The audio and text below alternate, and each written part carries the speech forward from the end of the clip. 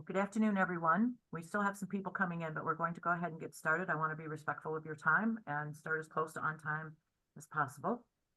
My name is Karen Cage. I'm the CEO for RealComp, and we are grateful that you are here today to hopefully learn all we have to share about the current changes with NAR and RealComp's rules and regs and system changes as well.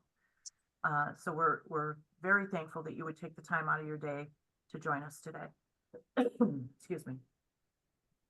I want to take a minute and let's go through some housekeeping, and then I'll do some introductions, and then we're going to get started. If you have questions, we would appreciate it if you would put them in the Q&A that you see at the bottom of your screen where it says Q&A. Post your questions there. And when we're done with the presentation, we will answer as many of those as possible. Hopefully we'll get to all of them, but if we don't, we will follow up in writing. We plan on going until 3 o'clock. The first hour will be the presentation. The second hour will be for Q&A. It's taken really about 50 minutes so far for the presentation, so we'll have a little bit of extra time for Q&A. So go ahead and type your questions in there, and we'll get to them as soon as we're done. This is being recorded. You'll be able to find it on RealComp's YouTube channel, along with all the other presentations that we have already made. And everyone probably touches on a few things that the previous ones have not. So there's something new that's coming up on each one of them. You will all remain, you're all muted, and your videos we don't see your face. You'd be a little tiny face because there's so many of you. So we're not showing your face on the screen. We unfortunately are not able to offer CE credits for this. But again, put your questions down there. We'll get as many questions answered as we can. I want to start by introducing Fran. Most of you know Fran Green. Fran is RealComp's marketing manager and is responsible to help schedule all these events and get all the information out to you. Fran was with RealComp 1 and has been with RealComp 2 since the day it started. So she brings a lot of knowledge and a lot of history to the table, and we appreciate it, every bit of it. Next, I'd like to introduce Terry. Terry, let me make sure I do this right. Terry Fraticangelli, close. And Terry is the EO or EVP. I'm not sure which title you hold. Is it EVP or EO? EVP, but either's fine. Okay. Of the Livingston County Association of Realtors, and they are working with us to put this event on today. And lastly, certainly not least, I want to introduce Brian O'Keefe, and let me give you a little bit of Brian's background. Brian is a founding partner of Lippitt O'Keefe PLLC, a Birmingham, Michigan-based law firm. He supervises the firm's transactional, real estate, business, and personal planning departments. Brian has been serving Southeastern Michigan businesses, entrepreneurs, and their families for almost 40 years. Brian is also outside general counsel to RealComp, the largest real estate multiple listing service in the state of Michigan. Over the course of his career, Brian has been legal counsel in transactions with a cumulative value in excess of $1 billion. Brian received his Bachelor of Arts degree from Michigan State University, and he received his Juris Doctor degree from the Catholic University of America. Brian's professional memberships include the State Bar of Michigan, Oakland County Bar Association, and the American Bar Association.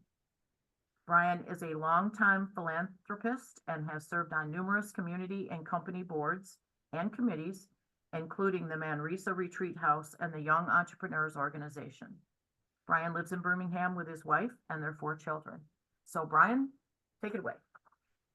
All right. Good afternoon, everyone. Thank you for having me. Appreciate the offer to speak to Livingston Board of Realtors, Livingston Association.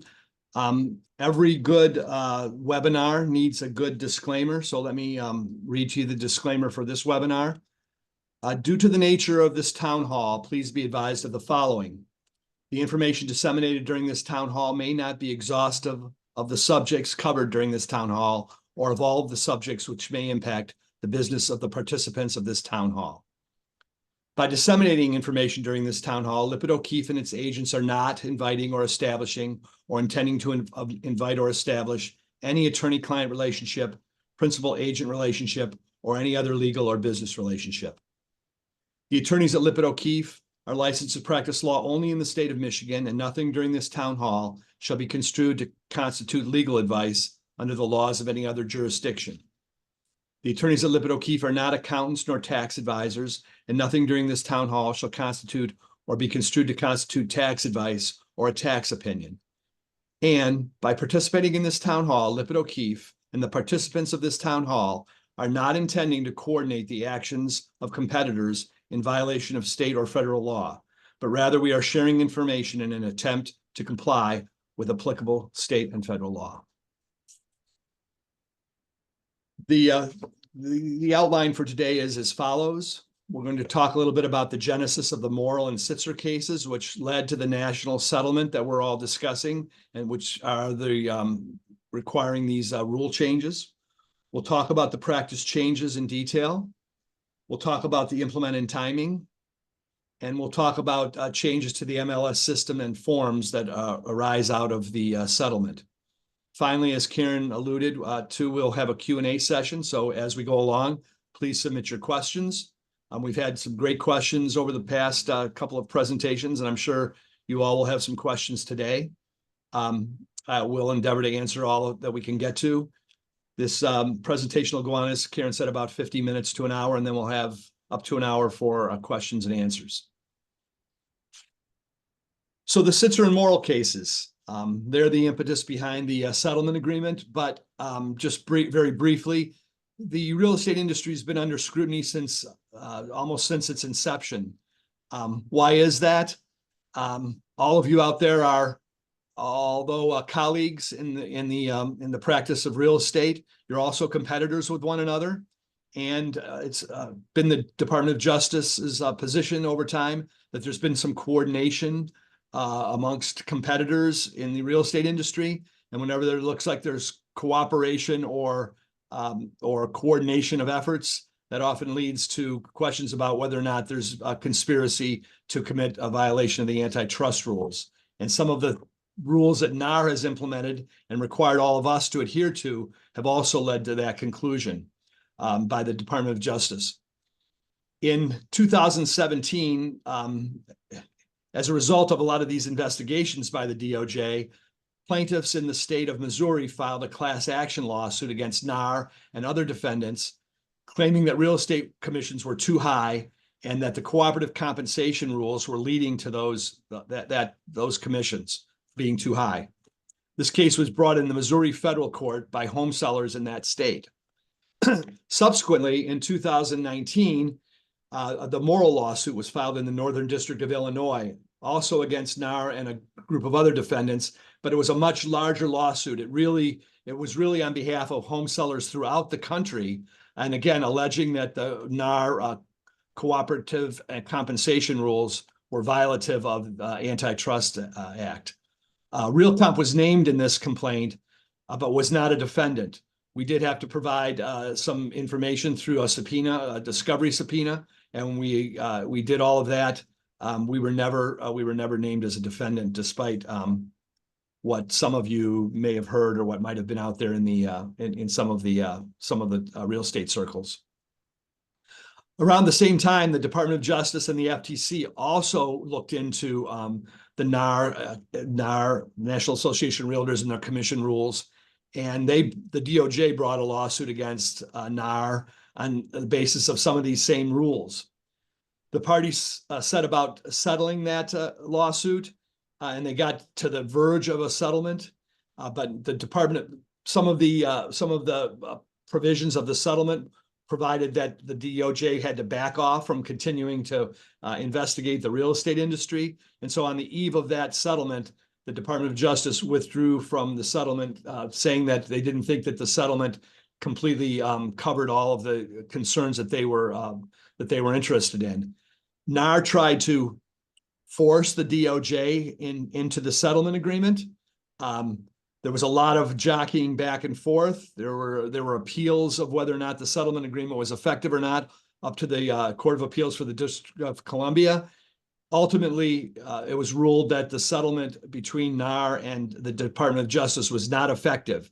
And so the Department of Justice is still going through investigations over NAR and its participation, clear cooperation policy, and some other of the rules that NAR has implemented. So that's going to be an ongoing event in this whole situation, and we'll continue to follow all of those lawsuits on behalf of RealComp, and we'll continue to convey to all of you through these town halls and other messages what the outcome of this investigation is or will be.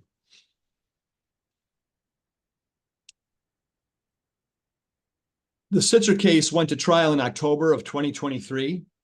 There was a jury trial. As many of you know, probably less than 5% of the cases in this country go to trial, but this case went to trial.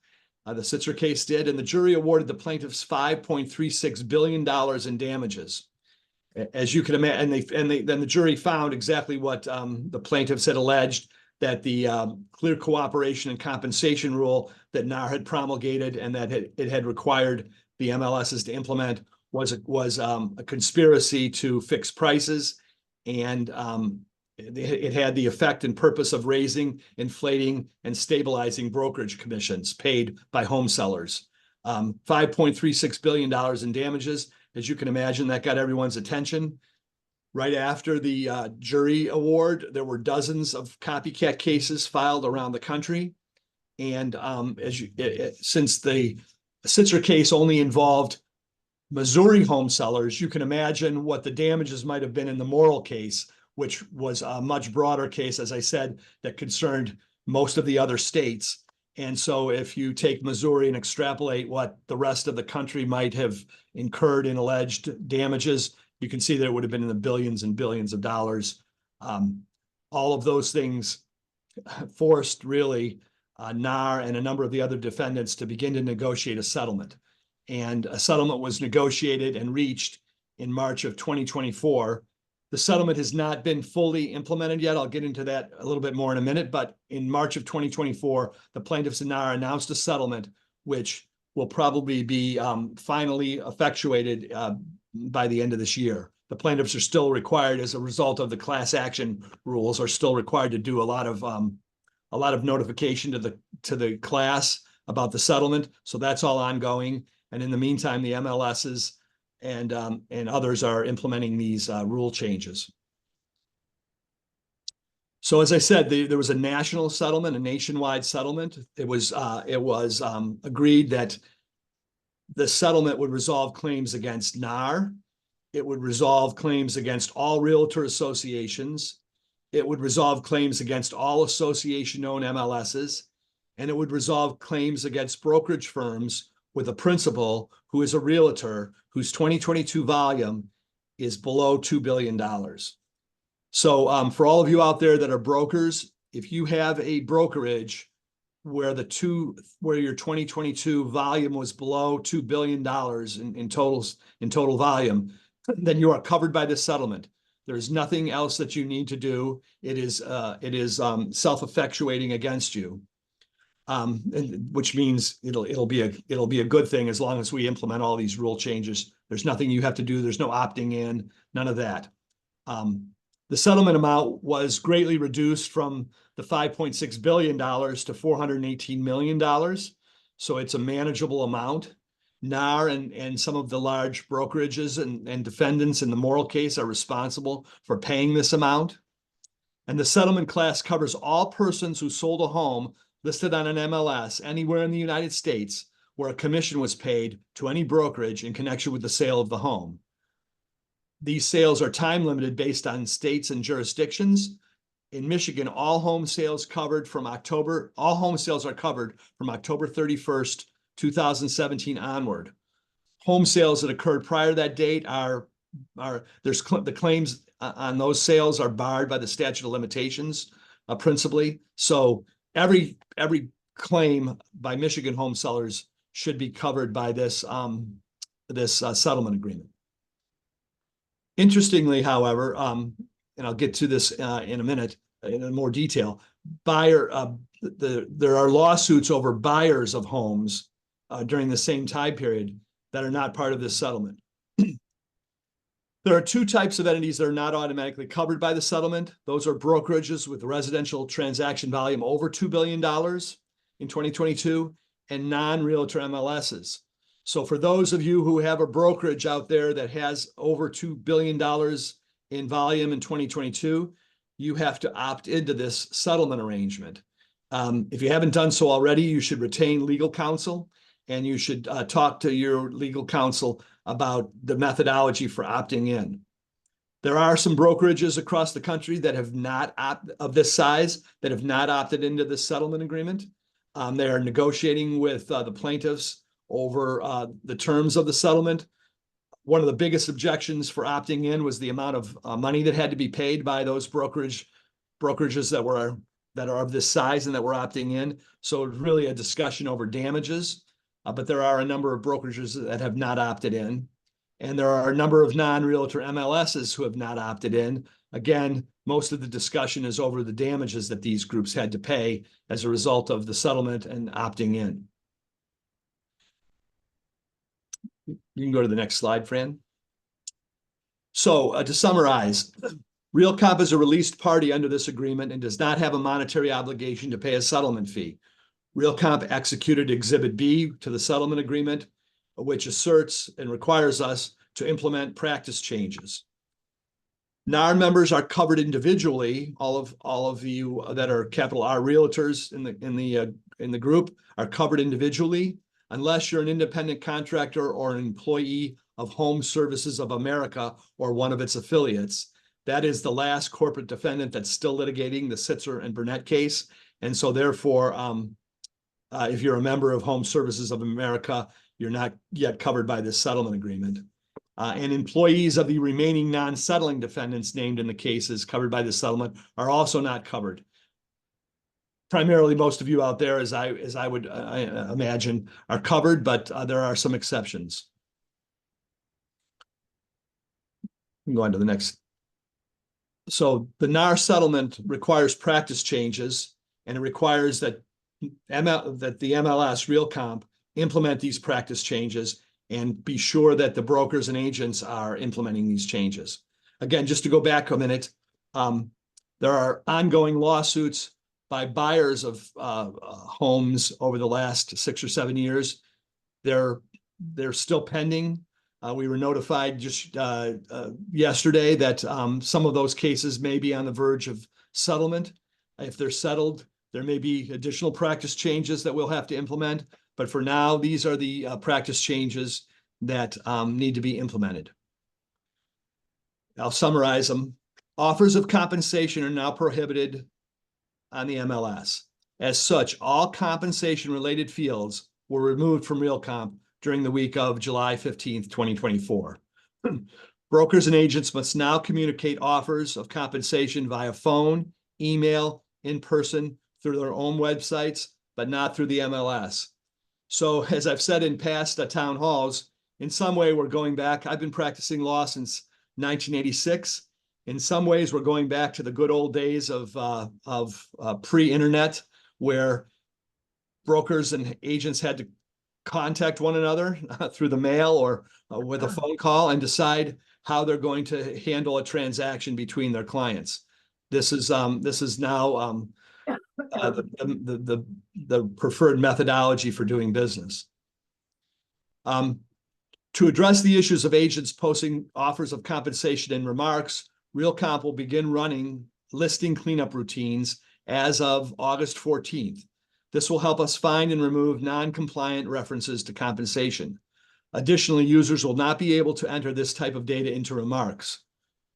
So unfortunately, or fortunately, the MLS was made RealComp and all the other MLSs across the country were made the watchdogs and the party that had to implement these rule changes.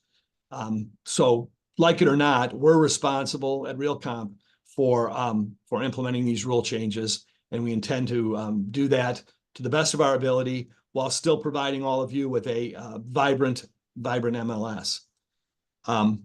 Certain disclosures must also be made to sellers, prospective sellers, and buyers. One of the main disclosures that has to be made, and again, this language comes right out of the settlement agreement, broker compensation is not set by law and is fully negotiable. This was something that the plaintiff's lawyers insisted on as part of the settlement. And as you will see, as we get into more detail here, there are a number of places where this statement is set forth, both in the forms that we're providing, the forms that other parties are providing, and in the real comp fields in the MLS. Again, these are all of this is summary information. You can go to facts.realtor to keep up to date on these changes. The changes are happening continuously, and both NAR and the MLSs and the other industry leaders are looking daily at the kinds of practice changes and the details of the implementation. And as we go along, there are things that are being fine-tuned. But if you want to keep up on all of what's happening in the industry and NAR's view of it all, you can go to facts.realtor. So let's get into some of the detail on these rule changes. MLS participants and subscribers must not represent that their brokerage services are free or available at no cost to clients. You cannot say this to a seller or to a buyer unless the only exception to this is unless you are going to receive no compensation whatsoever from anyone, then obviously you can say that your services are free if you're doing someone, if you're gifting someone the representation of them in a real estate transaction, and you're not receiving any compensation. If you're helping a friend or a family member, then obviously you can say that it's free, but it has to be absolutely free.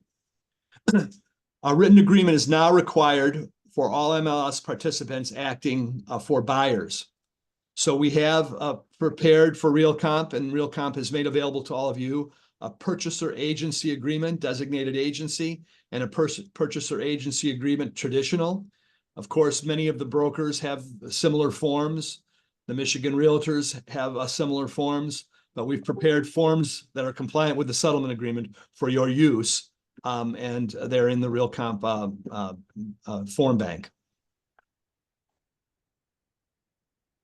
In the listing agreement between the seller and the seller broker, there's language that the settlement agreement requires. As I said, it says it has to say, and it has to be conspicuously displayed. Broker commissions are not set by law and are fully negotiable.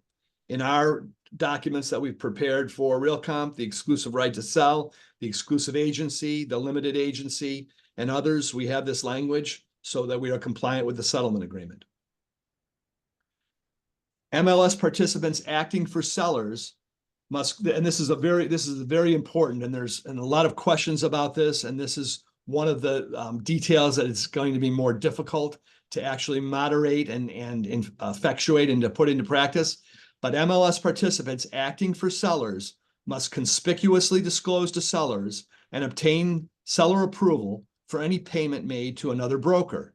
The disclosure must be in writing, must be made in advance of payment, and must specify the amount of such payment. So we've prepared a co-broker compensation and cooperation agreement that is separate from the listing agreements and separate from the buyer agency agreements that would allow two brokers to get together and decide and to talk about and put into writing how their compensation is going to be determined and how it is going to be paid. And the document that we've prepared, which again is in the RealComp form bank, has on it a place for the seller to sign and initial each page so that you can show as the seller broker that you've complied with this rule, that the seller has been made aware that you're going to be sharing some of your commission with the buyer broker. You'll be able to, if anyone ever questions you or if there's an investigation of any sort, you'll be able to show that, hey, I told my seller that we were sharing this commission. Here's the document in which my seller agreed to all of that. It's been signed and initialed by him or her. So breaking down these rules in a little more detail. The multi-list, and this is the reason for all of these changes. This was part of the settlement agreement, and this was the rule, and this was the argument that was very vociferously argued by both NAR and the plaintiffs in the Sitzer and Morrill cases. But the settlement requires this. The multiple listing service shall not fix, control, recommend, suggest, or maintain commission rates or fees for services to be rendered by participants. Further, the multiple listing service shall not fix, control, recommend, suggest, or maintain the division of commissions or fees between cooperating participants or between participants and non-participants. And it even goes further with regard to real comp, and this is important for you to understand why we're doing what we're doing. We as the MLS cannot encourage even off MLS methodologies for doing this, for fixing or controlling or recommending or suggesting prices. So as an MLS that will be scrutinized by the Department of Justice going forward, we can't be sending out or suggesting methodologies for doing this outside of the MLS. So we need to be very careful. As I said, we're very interested in providing you with a vibrant MLS, but we also want to be sure that Real Comp, its shareholders, and all of you as subscribers are not facing further inquiry by the Department of Justice or by plaintiffs' attorneys, and hopefully we can help all of us avoid future lawsuits. So participants, subscribers, sellers may not make offers of compensation to buyer brokers and other broker representatives in the MLS. So how are you going to understand what one another is doing and what may or may not be happening with regard to commissions and commission sharing? You're not prohibited from making offers of compensation and cooperation. You're not prohibiting from sharing commissions. You're not prohibiting from the seller paying the buyer broker a commission. What you are prevented from doing is doing all of that inside the MLS like we've done for so many years.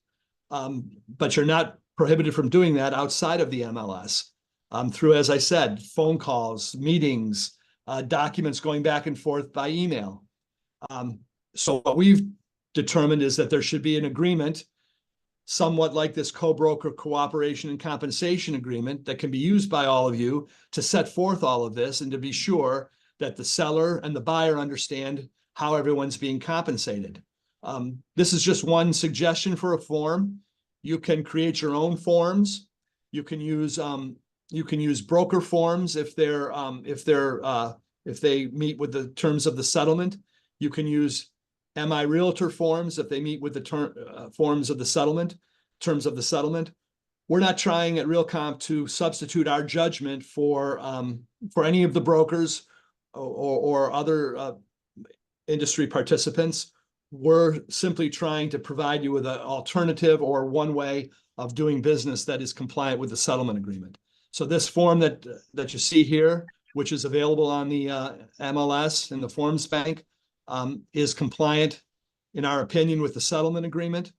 Again, it provides for the listing broker to say how its what its responsibilities are under its listing agreement.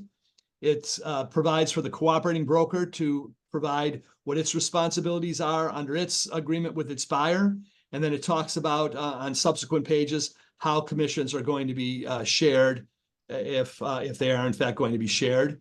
As you can see up in the upper right-hand corner, it requires the property owner to initial each page so that there's no dispute over whether or not the property owner / seller understood what they were doing.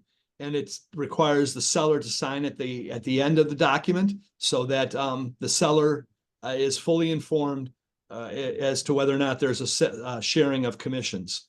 That meets with the terms of the settlement agreement. All of this meets with the terms of the settlement agreement. So again, MLS participants and subscribers must disclose to prospective sellers and buyers that broker compensation is not set by law and is fully negotiable. This must be included in conspicuous language as part of any listing agreement, buyer written agreement, and pre-closing disclosure document. We must conspicuously disclose in writing to sellers and obtain the seller's authority for any payments or offers of payment that the listing participant or seller will make to another broker, agent, or other representative acting for a buyer. This disclosure must include the amount or rate of any such payment must be made in writing and must be made in advance of any payment or agreement to pay. One of the examples I've given, we can all feel like the real estate industry is being picked upon. In some way, it is being scrutinized more closely than other industries, but many of these same rules and regulations apply to lawyers, for example. If I'm to be compensated, if I'm representing a party in a divorce and I am going to be and I represent the wife and I'm going to be compensated by the husband because as part of the divorce settlement, he's making payments to both lawyers. I have to disclose that to my client to be sure that she understands that and to be sure that no one can accuse me of having a divided loyalty because I'm representing one party and being paid by another party. Similarly, if I'm representing a young couple in a purchase of a home and their parents are going to pay me, I have to disclose I should disclose to that young couple that despite the fact that I'm being paid by someone other than them, that I have an undivided loyalty to the two of them. So anytime that there's a question about payment and a potential for a look of conflict, there should be full disclosures made. That's true of any principal agent relationship, and that's part of why the industry has been under scrutiny. When the seller is paying both brokers, all these questions arise as to who has loyalty to whom, et cetera, et cetera. And I know we've all had good rules in the past over all of this, and good brokers are run very well and make sure that all these things are disclosed, dual agency agreements and things. But anytime you have one party paying both agents, there's a question of whether or not everything's being done in the appropriate way. So we have to now be sure that we've got all this covered. So the buyer written agreement must have a specific and conspicuous disclosure of the amount or rate of compensation the participant will receive, how this amount will be determined, and to the extent the participant will receive compensation from any source. The amount of compensation must be in an objectively ascertainable and not open-ended. So what does that mean? We've had questions about objectively ascertainable and not open-ended. It simply means that it has to be an amount that can be easily deciphered. It cannot, and it should be certain. And this really only makes sense, and it's protective of all of you. It shouldn't be, I'll get paid whatever the seller offers me at closing, or I'll take either 1% or 2% or whatever I can get. It should be an amount that you can later on prove out, whether it be in court or otherwise, as to what you're entitled to get. It can be on a sliding scale. It can be changed. It can be variable by hour or by the number of houses that you show. It could be variable by the size of the home. If you're showing homes over $500,000, it can be one amount, and if you're showing homes under $500,000, it can be another amount. It can be along a scale, but it should be able to be determined by an objective outside observer so that there's no dispute. And there needs to be as I said earlier, a statement that broker fees and commissions are not set by law and are fully negotiable. We've prepared, again, a purchaser agency agreement designated agency, a purchaser agency agreement traditional. All of these agreements, both of these agreements have in them the necessary language to comply with the settlement. And if you take a close look at this slide 18, you can see at the bottom, it says right there, the parties understand, acknowledge, and agree that the foregoing agreement on compensation is objectively ascertainable and not open-ended. It must also say that the buyer broker will not receive compensation for its brokerage services from any source that exceeds the amount or rate agreed upon in this agreement with the purchaser. So you can't say to the purchaser, I'm going to take $10,000 and then at closing take $20,000 from the seller and the seller agent. That does not mean, however, and we've had this question a number of times, it does not mean, however, that you can't amend your agreement and change your agreement as time goes on. You can have an addendum, you can enter into a separate agreement and void out the previous agreement. You can do it in any number of ways. You can change the amount as a buyer's agent, you can change the amount to which you are entitled based on circumstances and facts, but you need to do it in writing with the buyer, and you need to be sure that the buyer understands what's going on. So changes to the forms and the MLS system enhancements. We're going to go through a couple of these things, and then Karen's going to speak in detail about how the MLS system is going to work.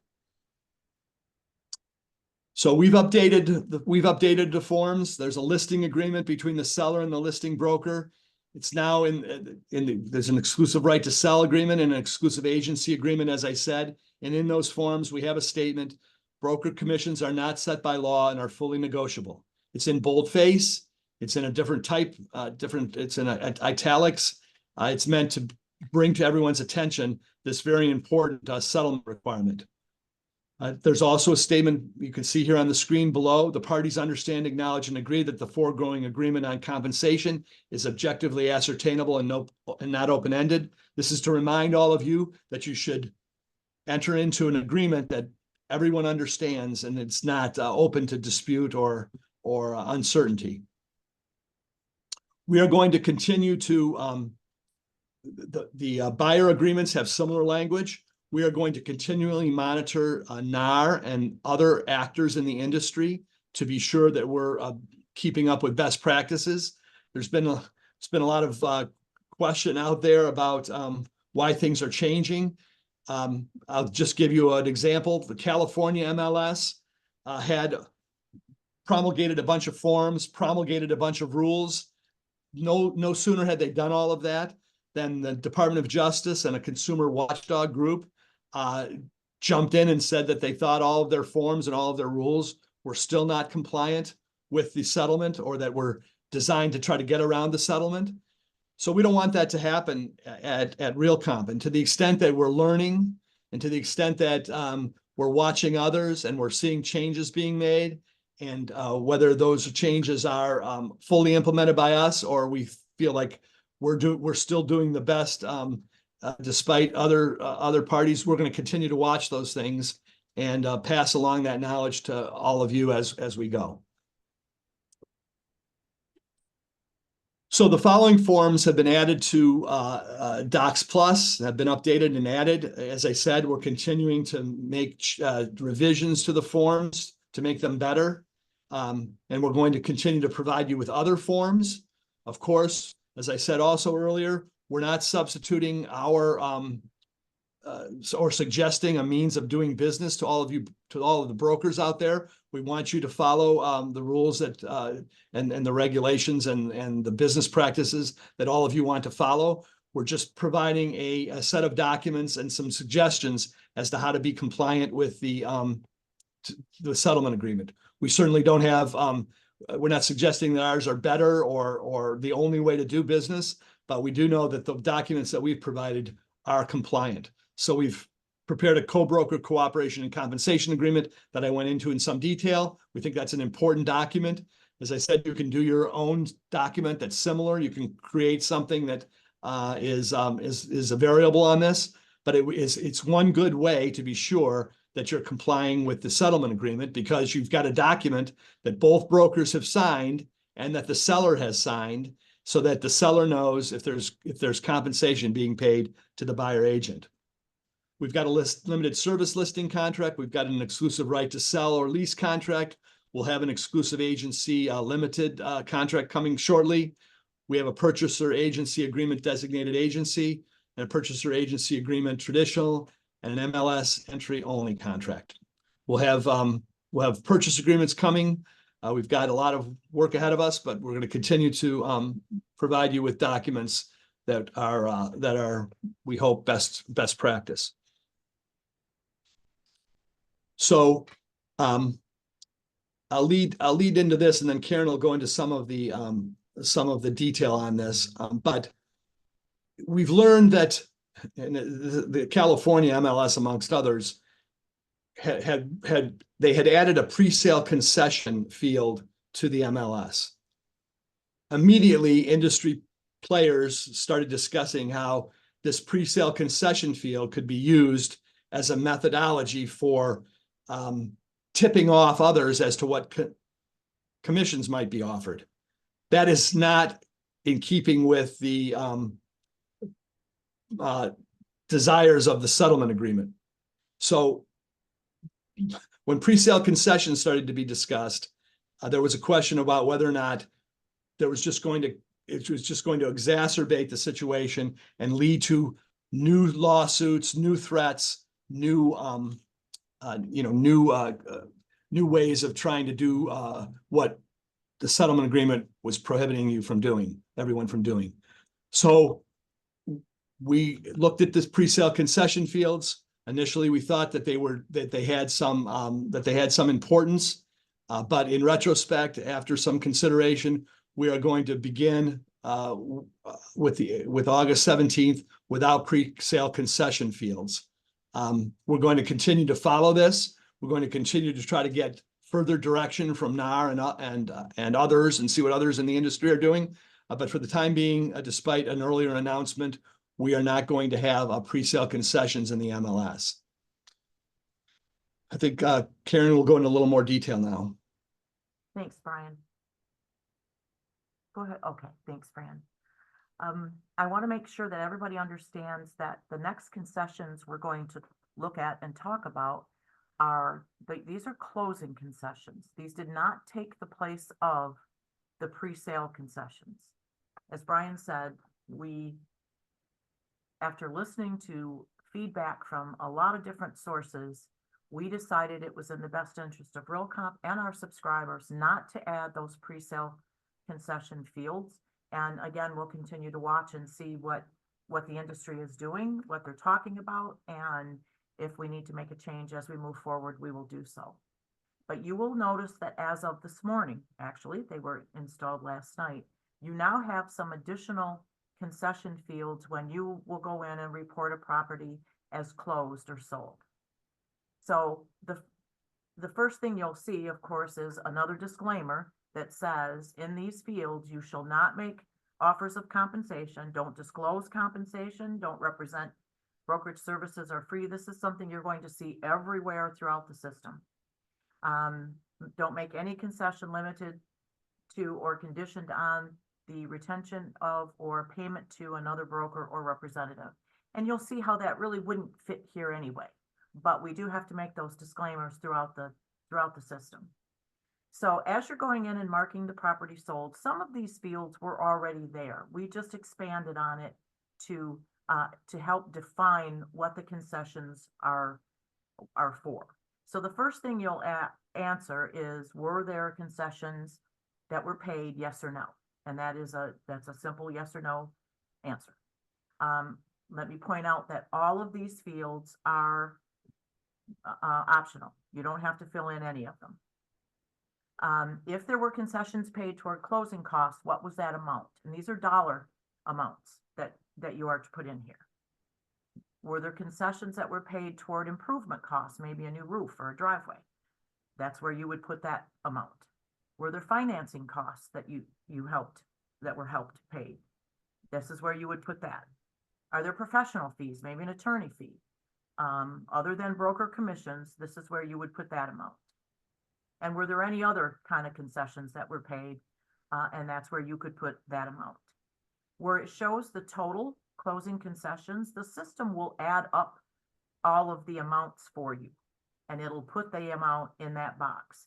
If you choose to put just a total amount that was paid for concessions and not break it down, you can do that. You could just enter an amount in that total box. We ask you to break it down. It's really a lot of help to appraisers, and it's a lot of help when looking at CMAs and so forth to have that information so you know if there were concessions paid and what were they for. Then there's a box for closing concession comments. You are going to see throughout the system, and Brian touched on this a little bit, there are a lot of new rules that have been put in place to help you not use terms that would be in violation of the settlement. So in this field where you can explain what the concessions were for, you will not be able to use words like compensation or commission or bonus or dual or anything that has to do with commissions or payments to a buyer agent. You can't use buyer agent. You can't use dollar. You can't use a dollar sign. Any of those things. If you put that in there, you'll get a box that pops up and you won't be able to save the change. You'll have to remove those words before you can move forward with that change. And again, that's just to make sure that you don't accidentally use some terms that people could view as being in violation of the settlement and those requirements. This is just a picture of what the change sheet looks like, the actual paper change form, which includes the same fields we just saw on the previous screen, but this is on paper. So you would this is where you could fill it out, have your seller sign it. If that's what you choose to do, maybe give it to your office assistant to have them enter the information. So this is the paper version of what we just saw online. So all of these fields have been added to match what is in the data that you will enter for marking a property as sold. And this is a picture now of what the listing will look like, what it did look like and what it will look like. If you take a look at the top, you see that pale yellow part, and it shows you what you used to see there, sub-agent compensation, buyer agent compensation, and that's what you used to see. You also see a field there called compensation arrangements. And that was where you would put if you had an offer of a bonus, or if maybe this was the commission was dual or variable, that's where you would put that information previously. Or let's say there was a personal exclusion. Maybe your seller had been working with somebody for a while and said, you know, I've been showing this house to Bob and Mary for a long time. And so if they buy it, I don't want to have to pay a commission. This is where you would have entered that there was a personal exclusion. So an agent coming to you with a potential buyer would know that that exclusion is in effect, and they could act accordingly. But if you look at the bottom now, this is what it will look like. And it will look like this as of today. So you'll see it has the listing office, listing agent, and now listing exemptions. That is the only part that remains from the compensation arrangements. Again, that is there a personal exclusion, a personal exemption to the listing? And that is a person. Is there a person that is excluded from this agreement? And then as you head further down, this is where you'll see all the new seller concession fields. And were there seller concessions? Yes. Here's your comments. And to the right of that, you'll see, here's the breakdown. What were there closing costs, financing costs, everything that you entered in the previous screen. And this one, they happen to say, I'm just going to put a total amount. And so they put the $7,000 there without breaking it down, which is an option again. But we really ask that you consider breaking it down so that that information can be shared with other agents and brokers. Underneath that, you will see the mandatory disclaimers once again. This one is a little more extensive, and you will see that at the bottom of every listing. Those are required through the settlement, and so you will see that disclaimer show at the bottom of every single listing.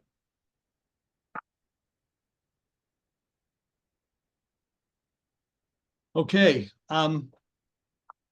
So in summary, when the settlement agreement happened and the industry got word of all of this and all the literature and reporting came out, it seemed almost insurmountable as to how everyone was going to continue to do business. But really, if you break it down, there are 6 sort of things that you've got to keep in mind while you're going forward in your practice. The MLS, and I'll set forth those now. The MLS must not be used to make offers of compensation, and we can't get around this by putting things into the concession fields. We have to not use the MLS to make offers of compensation.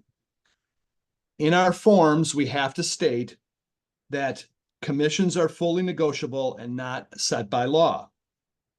We have to also make sure that everyone understands that we are not working for free or that our services are not being compensated unless that is in fact the absolute case.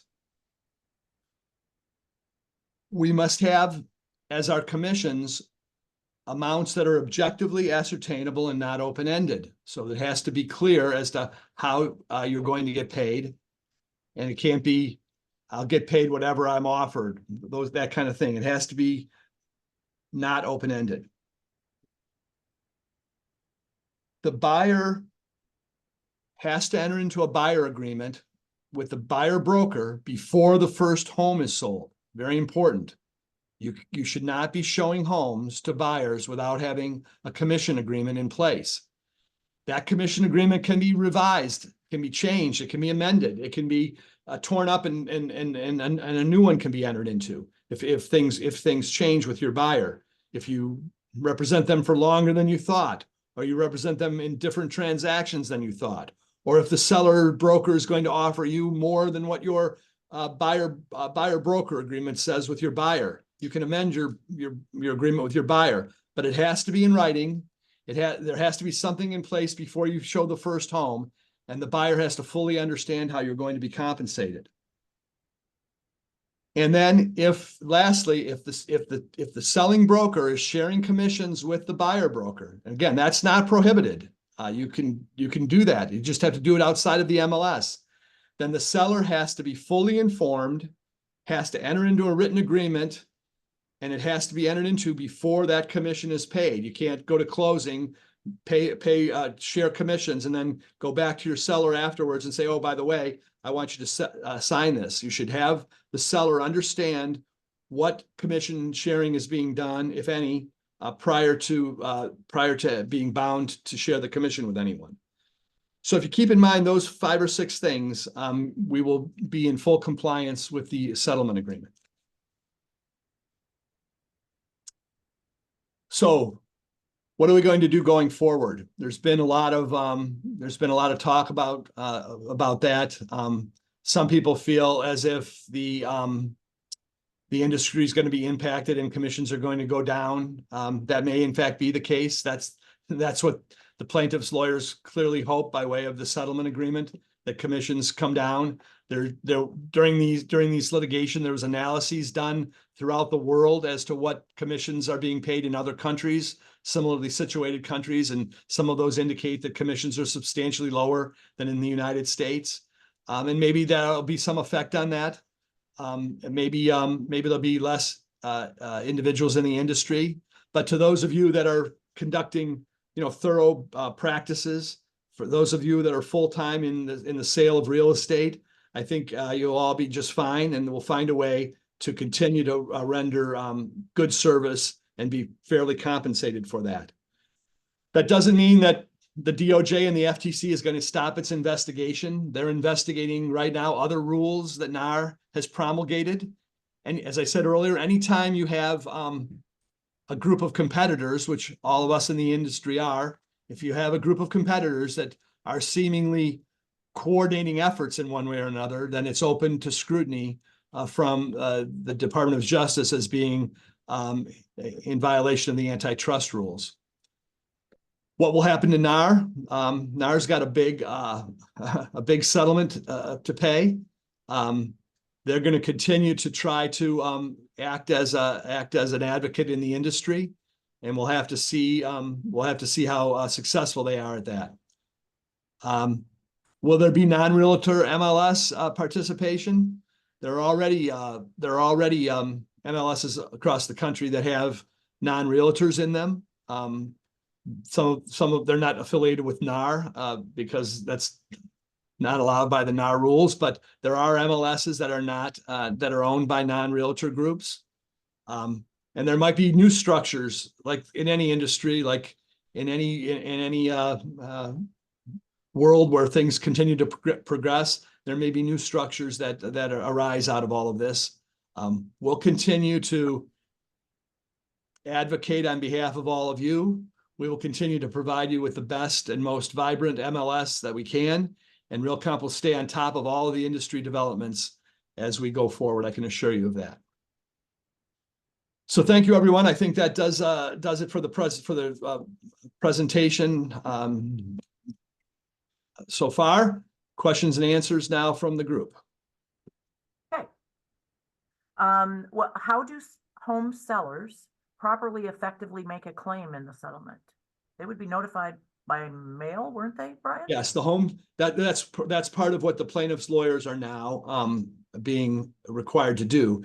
Just like you get those little cards, index cards in the mail if you happen to own a security that was found to be in violation of one of the securities laws, and there's a class action. If you've ever received any of those from your brokerage or through the mail, that all of the sellers of homes during this period of time will be getting a card and a notice. It's more than a card because there'll be a whole procedure for opting in, but they'll be receiving this in the mail and will have to opt into the settlement agreement in order to receive some compensation. Of course, they can always opt out and decide to pursue claims on their own. Very difficult, but they'll be getting notice. That's what's going on, and it'll be going on through the fall, and hopefully by the December or so, this will all be settled.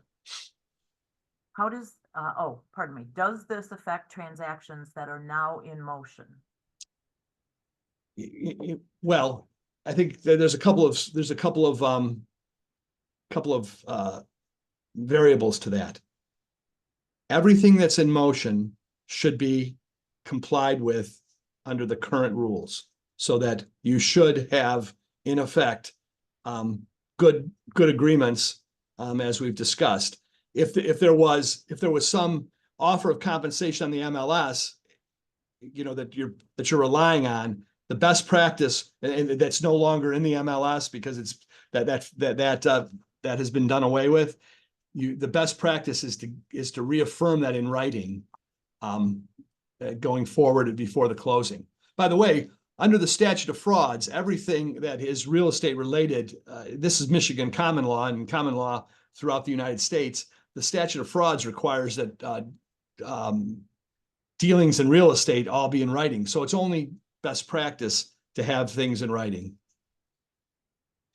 This is a great question, Scott, and we spent a lot of time talking about this before we removed those pre-sale concession fields.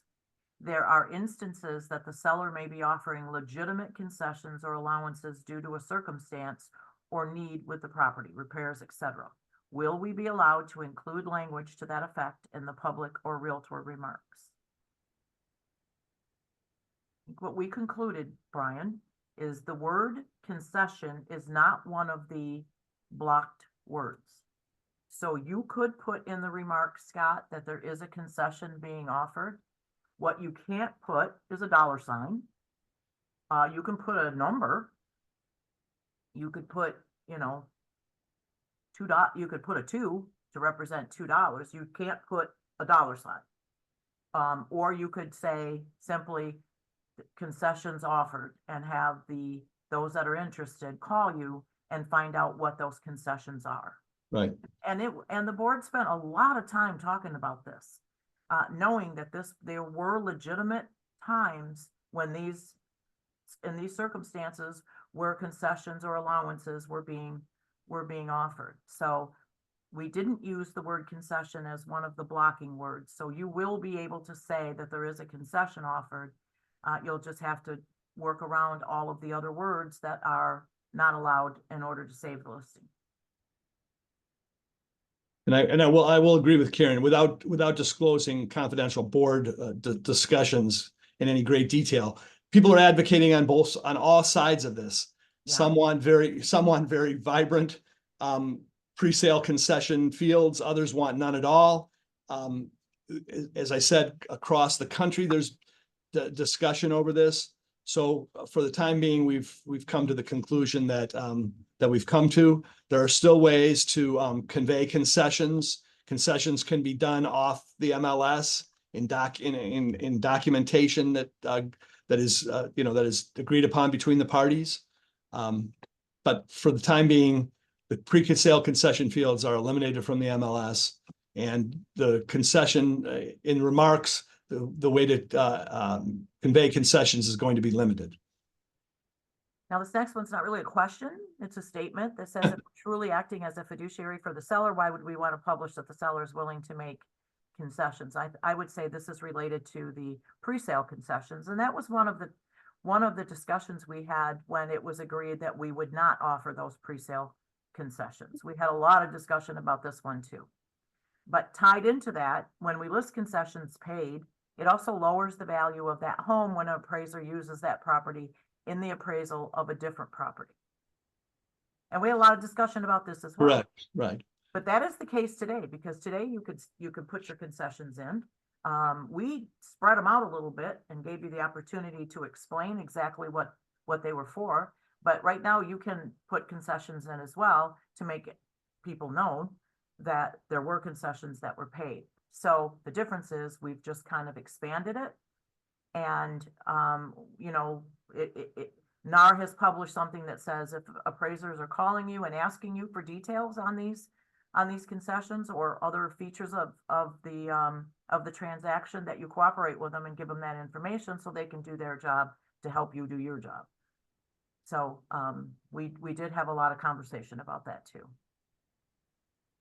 The posting of compensation in the MLS presale is one thing, but why would the functionality be removed of posting the agreed upon compensation post-closing? Well, we had a lot of conversation about this too, after things were negotiated and finalized. It's no longer an offer, it's a summary of what took place. I don't believe that was an option for us, was it, Brian? No, that was prohibited by the settlement agreement. I mean, I don't disagree with that I don't either. statement or analysis, but the settlement agreement went even further than posting, you know, offers of compensation on the MLS. I agree, is offers of compensation. Why can't you make available the information after it's occurred? It was clear in the settlement agreement that the MLS was required to not in any way, shape, or form effectuate a methodology either inside the MLS or outside of the MLS for the sharing of or the collation of commissions. Do we need buyer agency showing or commission agreement signed prior to showing commercial properties? No, this is a good question. And it's been asked before. The settlement agreement does not cover commercial property, and it does not cover the leasing of residential property. It's my recommendation that you still enter into written agreements with your customers and clients over how you'll be compensated. I think that only makes good business sense. But if somebody's only looking at leasing a piece of property, a residential piece of real estate, they're only looking at leasing it and not looking at buying it. You do not need the buyer agency agreement before you show them a house to lease, not by way of the settlement. I would still, as I said, have one, and it does not concern commercial property. Correct. How does Zillow fit into the settlement and the compliance requirements? And as most of you, well, all of you know, Zillow is a brokerage just like all of you. So they have to follow the same rules like everybody else. So they fit into the settlement by virtue of the fact that they have to follow the same rule changes that all of you have to and your brokerage has to. Nothing is different for them. That is correct. Can I add in agent remarks? Seller welcomes buyer agents. Hi, Susan. No, buyer agents is one of those phrases that will not be allowed in remarks. So you will not be able to say that. You'll find that there's a lot of terms like that we had to take out of your ability to add into the remarks. So buyer agents, BA, none of those will be allowed in the remarks. I don't really know what else to say other than no. So can we say concessions are offered, contact agent for details? Concessions are offered, contact agent for, yeah, I don't see anything in that. I think we can say that. If you have to be certain, absolutely certain that the concessions you're offering through remarks is not commission or compensation to the buyer agent. It cannot be, because that is a clear violation of the terms of the settlement. And if we find out that that's how people are kind of, I don't want to use this, I'm not saying you would, but if people are using this to get around it, then we would have to put that word into the words that can't be allowed as well, because we have the 100% total responsibility to police this. And so we have to make sure that every bit of the rules of that settlement are being followed. So, Right. I just want to take this opportunity to say this. We being RealComp and all of you as brokers, particularly large brokers that might be out there, we were very lucky that there were not class actions filed in the state of Michigan against, any of us on the same theories that the Sitzer and the Morrill cases progressed upon. We're using the same methodologies, and it was just through circumstance that I think that we avoided some of these lawsuits, RealComp and other MLSs in the state and large brokerages in the state. So the last thing we want to do, and there's going to be scrutiny for 7 years, the settlement is in effect for 7 years. So there's going to be scrutiny by the DOJ and by plaintiffs' lawyers. There's going to be scrutiny across the country as to whether or not people are adhering to the settlement agreement. And we want to err on the side of being very conservative so that we avoid lawsuits and keep all of you out of harm's way. last question we have so far. Would it be in compliance with the NAR settlement to offer buyer broker compensation in showing time? Oh, this is probably the #1 question we're getting. And the answer is no, you cannot add it to showing time. There's several reasons why, because showing time is considered, because of the fact that it's attached to the MLS, it's considered, I would call it like an arm of the MLS, an extension of the MLS, which says that's part of why you can't do it. Second reason is showing time is owned by Zillow. Zillow is a brokerage, and brokerages cannot display compensation from other brokers except their own listings. So they would be not in compliance if they allowed you to put that information there. I know there are some listings that have this information right now, and I have been in contact with representatives from Showing Time while they're working on what changes they're going to make to ensure that they can be in compliance as well. But the answer, the bottom line answer is no, you cannot include that in Showing Time. I just want to read, everyone a section of the settlement agreement, Karen. We've got a little time. Sure. That results in this answer. It says in the settlement agreement, section 5, Roman numeral 5, the MLS, RealComp agrees not to create, facilitate, or support any non-MLS mechanism for listing brokers or sellers to make offers of compensation to buyer brokers or buyer representatives. So we have agreed as part of this settlement not to facilitate, create, or support any non-MLS mechanism. So we have to be very, very careful. As I said, the MLS is being held to even a higher level of scrutiny than the brokers are as to how it has to operate. And so we want to be very, very careful and very, very considerate of meeting our obligations under the settlement agreement. And we do have another question. What do we do when the seller agent won't return a call, text, or email? Many of us already have issues getting return calls. But if I could fix that one, I would be everybody's best friend. The only thing I can suggest is if the agent won't return your call, reach out to the broker and start there and go through the process, because you're going to want to know what compensation is being offered, if any, before you bring your buyer to the home. You're going to want to know that. And remember, in the Realtor Code of Conduct, there are other, codes or methodologies of conduct that everybody should be conducting themselves under. And that, I think, returning phone calls and trying to get the seller to receive the highest possible price on their home would mean being diligent and getting back to people that want to show the house.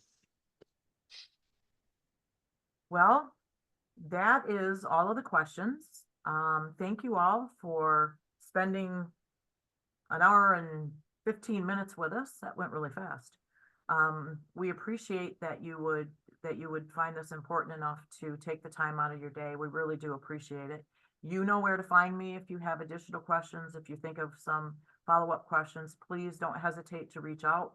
to me, to Fran, if there's something, or to Terry, if there's something that you want, you know, that you think requires Brian's input, send it to me and I'll certainly see what I can do to get you a response. So, Thank you, Terry. Thank you, yes, everyone. thank you, Terry. Thank you for helping us host this. Thanks, guys. We All right, appreciate it. everyone. Have a great day. It's beautiful out there. Go sell a house. Okay, Bye, everyone. Bye. bye.